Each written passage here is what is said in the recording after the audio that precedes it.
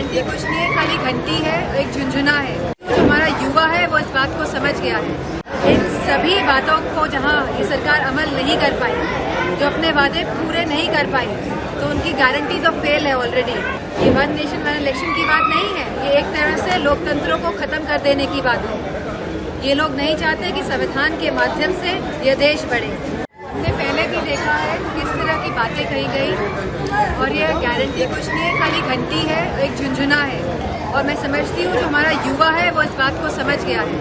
चाहे नोटबंदी की बात करी गई हो, चाहे हमारे लिए 2 करोड़ नौकरी देने की बात करी हो युवाओं के लिए, चाहे महिला सुरक्षा की बात करी हो, चाहे किसानों की बात करी हो कि दुगनी आय हो जाएगी, चाहे कहा गया कि काला धन वापस आ जाएगा विदेशों से, अब देश में काला धन नहीं होगा। तो मैं समझती हूँ इन सभी बातों को जहाँ ये सरकार अमल नहीं कर पाई, जो अपने वादे पूरे नहीं कर पाई, तो उनकी गारंटी तो फेल है ऑलरेडी।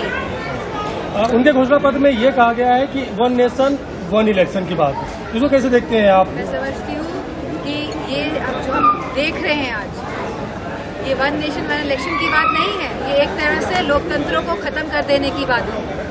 ये लोग नहीं चाहते कि संविधान के माध्यम से ये देश बढ़े, और तभी इस तरह की नुक्से ला के अलग अलग प्रकार के ये लोगों को भटकाने का काम कर रहे हैं। जहाँ इन्होंने कहा था GST आएगा, वन नेशन वन टैक्स होगा, आज हम सभी जानते हैं कि कितने प्रकार के टैक्स हैं।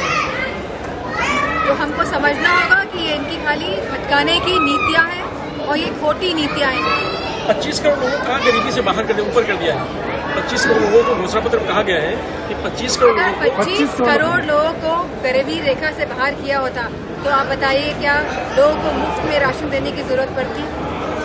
वो भी जब चुनाव पास आते हैं तब देते हैं, और जब चुनाव चले जाते हैं तो विड्रॉल मोड में आ जाता है, यानी कि हाथ खींच लेते हैं। तो ये वह सरकार है जो लोगों को हक नहीं देती है, अपने हाथ खींचने का काम करती है।